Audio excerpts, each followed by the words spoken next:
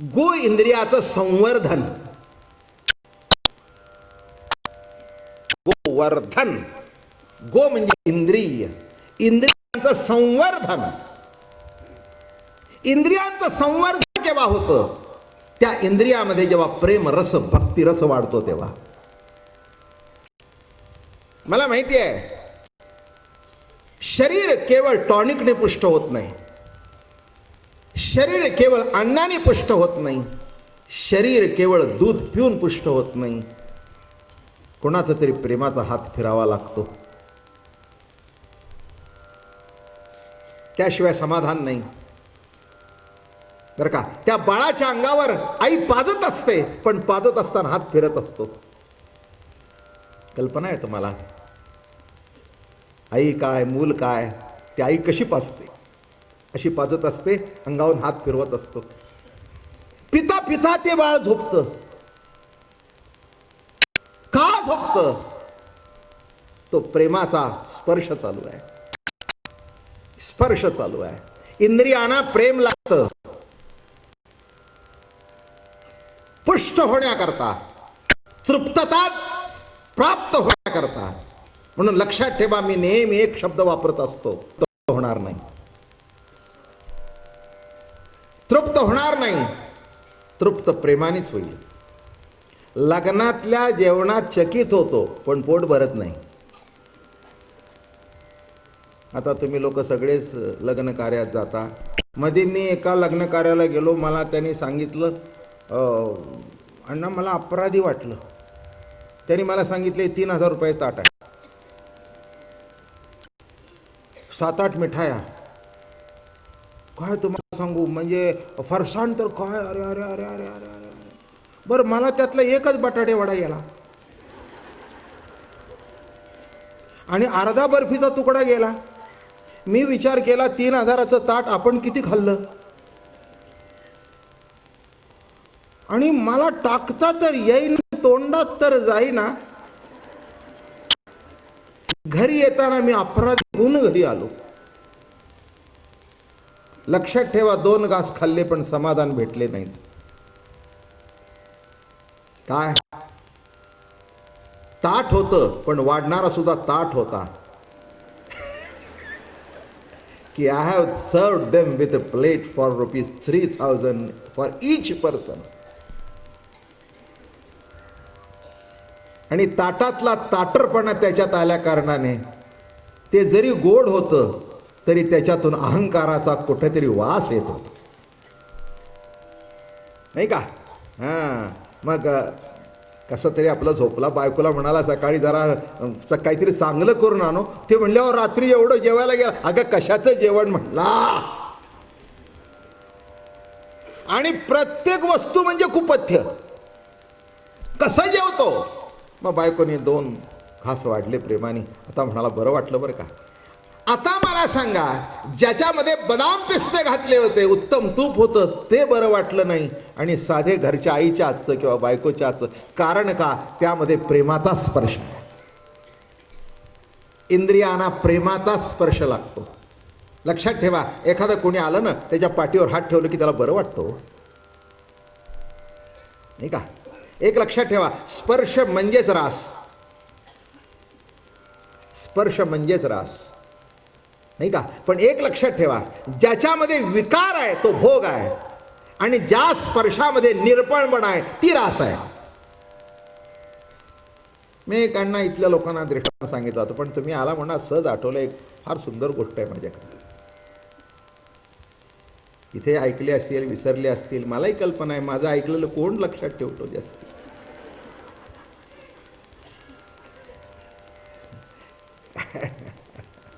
हो, पुष्कळाला मीच काय सांगितलं ते माझ्याच लक्षात राहत नाही, तर तुमच्या तरी कुठून राहणार? तेव्हा मी काही तुम्हाला दोष देतो अशातला काही भाग नाही आहे. स्पर्श रास सांगतो. मुंबईच्या रस्त्यावर हे भिकारी उभे राहतात बघा. फार फार अतिशय सुंदर गोष्ट आहे, मला अतिशय आवडते. भिकारी उभा राहतो, असे हात पसरून उभे राहतात. आता तो भाड्याचा आहे का नोकरीचा आहे हे मला चिकित्सा करायची नाही, पण भिकारी उभे राहतात. त्यांना देऊ का न द्यावं हे चिकित्सा मी करत नाही. माझा प्रश्न येत नाही. माझ्या गोष्टीपुरता माझा प्रश्न आहे. आणि तो असा उभा होता. त्या भिकाऱ्यांचं सुद्धा मस्त मजा असते बरं का. तुम्ही असा केला की त्याला कटतं गिरायक आहे. आम्ही तुम्ही त्याच्याकडे दुर्लक्ष केलं ना की ते निघून जातं. तेव्हा एक मनुष्य असा त्याच्या अंगावरून चालला होता. त्याला वाटलं याला काहीतरी द्यावं म्हणून त्यांनी काय केलं, बॅक पॉकेटला हात घातला. आणि बॅक पॉकेटला हात घातल्यानंतर त्याला जाणवलं की आपल्या खिशात पाकिटच नाही. घरी राहिलं आपलं पाकिट. आणि शेवटी काय असतं, कोणत्याही माणसाला आशेला लावणं आणि मग त्याचा विरस करणं बरं नसतं. मग तो असा हात घातलेला, त्याला असं वाटलं हे काही बरंचबर झालं नाही. एक भिकारी आहे रस्त्याचा, आपल्याकडे किती आशेने बघतोय आणि आपण खिशात हात घातला आणि त्याला देऊ शकत नाही. पुढे काय केलं माहिती आहे त्यांनी, तो जवळ गेला आणि त्याचे हात हातात घेतला त्याने. आणि सज्जन होता तो माणूस. म्हणे माफ कर रे मला, मी तुला उगीचच आशेला लावला. अंगावून गेलो असतो तर बरं झालं असतं, पण मी तुला आशेला लावला खिशात हात घालून. मी उद्या येईन ना तेव्हा खरंच मी तुला, जो काही मी तुला थांबवलं, तुझी निराशा, 10 रुपयाची नोट ठेवीन. पुढचं ऐका. त्या भिकारीने हातात हात घेतले.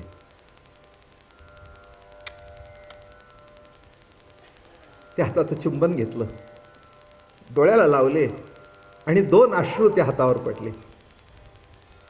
ते म्हणे काय रे झालं बाबा, इतका दुखावला गेलास का? नाही हो म्हणे मालक, नाही दुखावला गेलो. या हातामध्ये आत्तापर्यंत 100ची नोट पडली आहे, पण माझा हातात हात घेणारा आज तुम्हीच भेटला.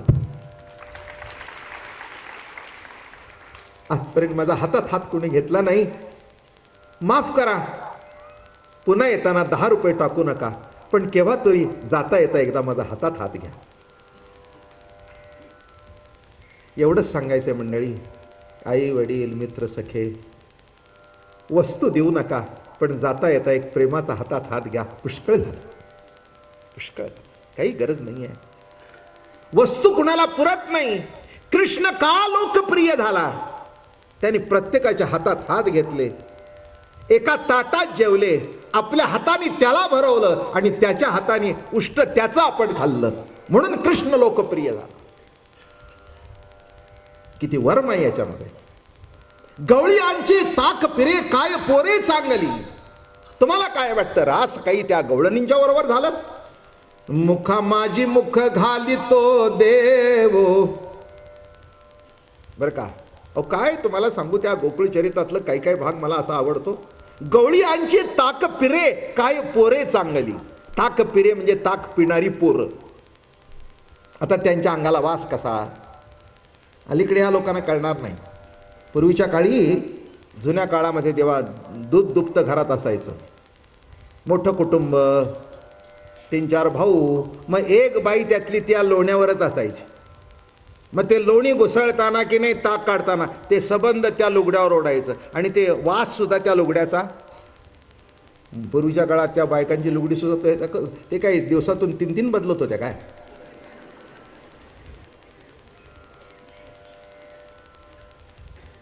मी माझ्या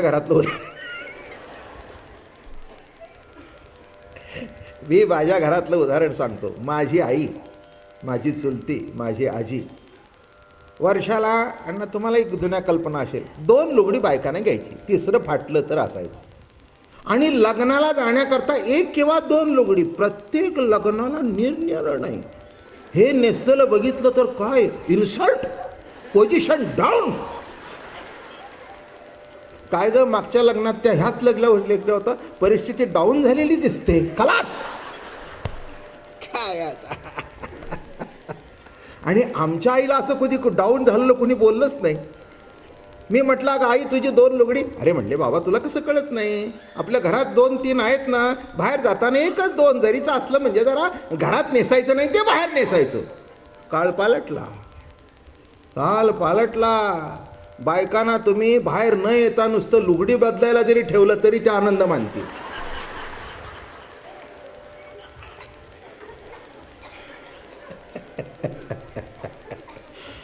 असो, हेही आमची फोडणीमध्ये असतेच बरं का. ही माणसांना ऐकायला जास्ती आवडते. कारण साधा ताक आवडत नाही, पण फोडणी दिलेलं माणसानं घ्यायला बरं वाटतं. काय काय मजा आहे हो, नाही का? शेवटी काय पाहिजे? प्रेम. शेवटी काय पाहिजे? स्पर्श. बरं का? जसं त्या, मला सांगा, त्या माणसामध्ये, श्रीमंतामध्ये किंवा गरिबामध्ये नाही का रास घडला? रास घडला नाही का? स्पर्श घडला नाही का? तो आनंद मिळाला नाही का? म्हणून लक्षात ठेवा, इंद्रियामधून, गो इंद्रियामधून भक्ती रसाचं संवर्धन होणं, प्रेम रसाचं संवर्धन होणं हे अत्यंत आवश्यक आहे, बरं का? हो, ज्ञान पद मिळवून देईल पण समाधान मिळवून देणार नाही. लक्षात ठेवा माझं बोलणं. एखादा विद्वान आहे, एखादा पंडित आहे, बरं का, शब्दाने तुम्हाला चकित करून टाकेल पण तृप्त करणार नाही. पण एखादा भाविक असेल की नाही, त्याचा भाव बघून तुमच्या डोळ्याला धार लागेल. भाविक तयासी येतो काकुळती, शहाण्या मरती न सापडे. तुकाराम महाराज लिहित आहेत देवाबद्दल. भाविक तयासी येतो काकुळती, शहाण्या मरती न सापडे. शहाणे मेला तरी सापडत नाही. आपल्या घरात जर आपला एक मुलगा शहाणा असेल ना, आणि एक आपला साधासुद्धा असेल, जे साधासुद्धा आहे ना त्याचा आईवडिलाशी पटतं, जो शहाणा आहे ना तो अंगावरून गेला तरी बाप तसं त्याला हाक मारत नाही. मग त्यांनी बघितलं तर हा निघाला सोय आहे. आणि ज्याचं जमतं ना, अरे बाळा डबा घेतलास का रे? मी एका घरात असं होतो, असंच माझ्याकडे पुष्कळ आता वर्षातून मी दुसऱ्याच्याच घरी जास्ती राहतो. काय नशिबी आहे बघा, काय नशिबी आलंय बघा.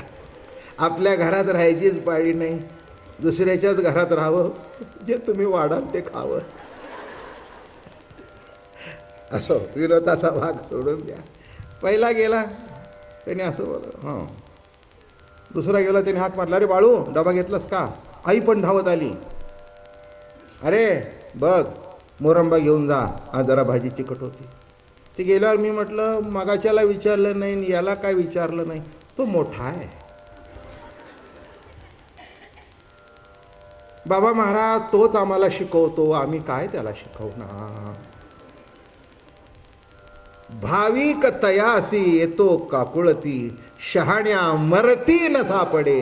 हा घरातला दृष्टांत घ्यायचा आणि जरा वर देवाकडे लावायचा, संपलं. पंडित असू दे, विद्वान असू दे, ज्ञानी असू दे, तो म्हणेल ठीक आहे शहाणा आहे, ठीक आहे विद्वान आहे, शहाणा आहे. पण ही गवळ्यांची ताक पिरे त्यांच्या मागे लागत होता. बघा काय रास त्या गवळ्यांच्या पोरांचं, इतकं देवावर प्रेम. अहो ताक गोड लागलं की नाही की असं धावत येतो.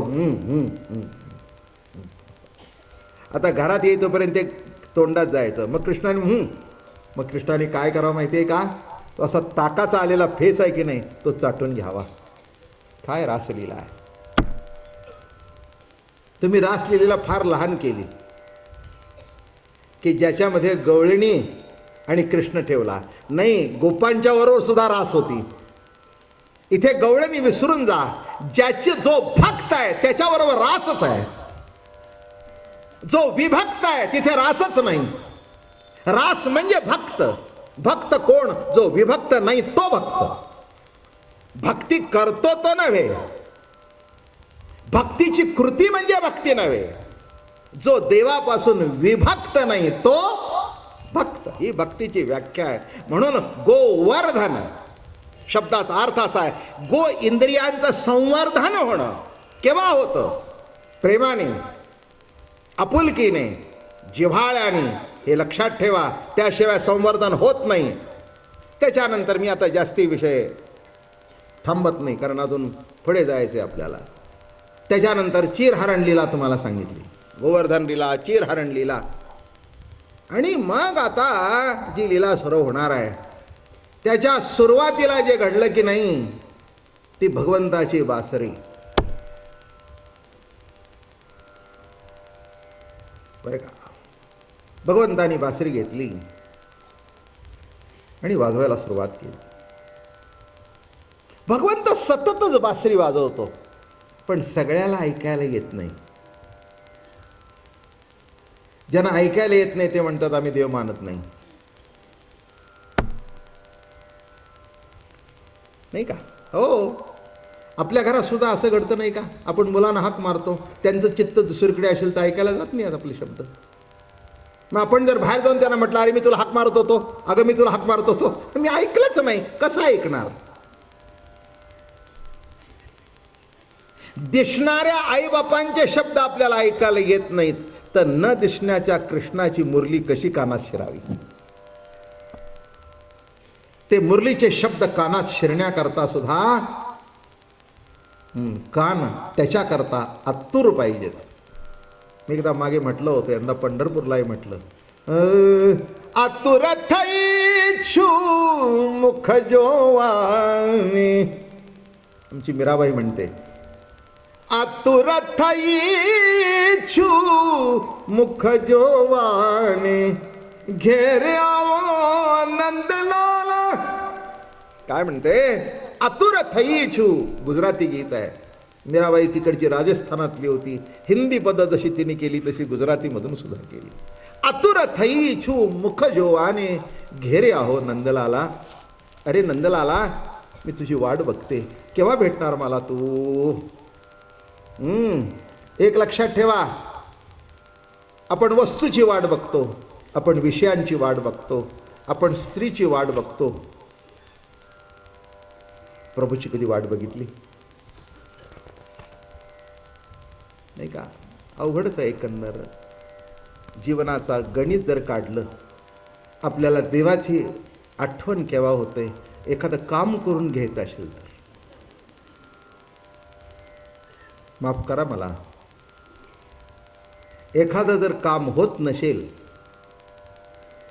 तर त्याच्या कानावर घालायचं आणि त्याला एजंट म्हणून मध्यस्थी पाठवायचा.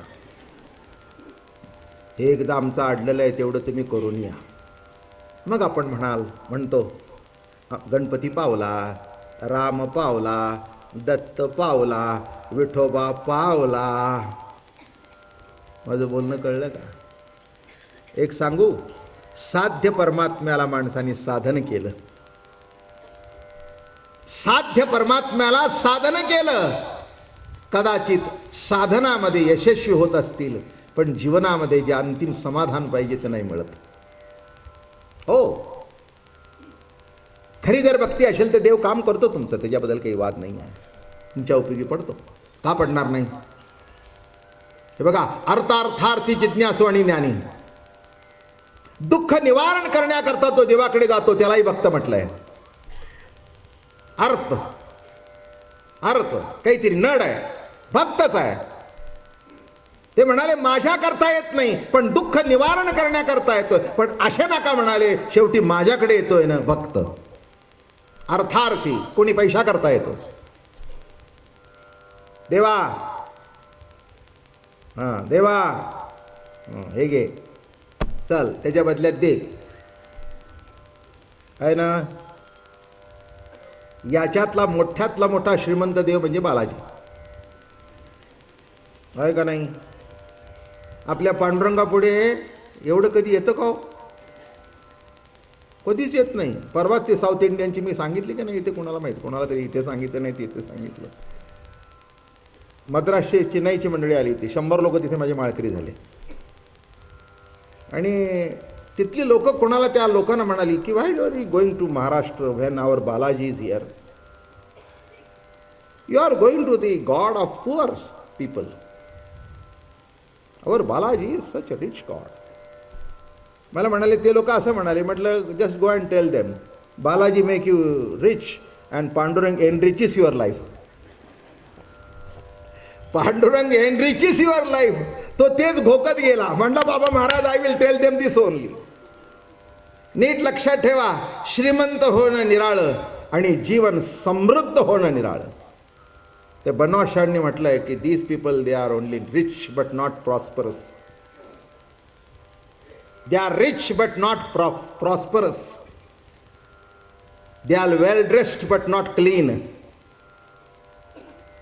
दे आर वेल ड्रेस्ड, कपडे चांगले केलेत पण स्वच्छ नाहीत, आतून स्वच्छ नाही.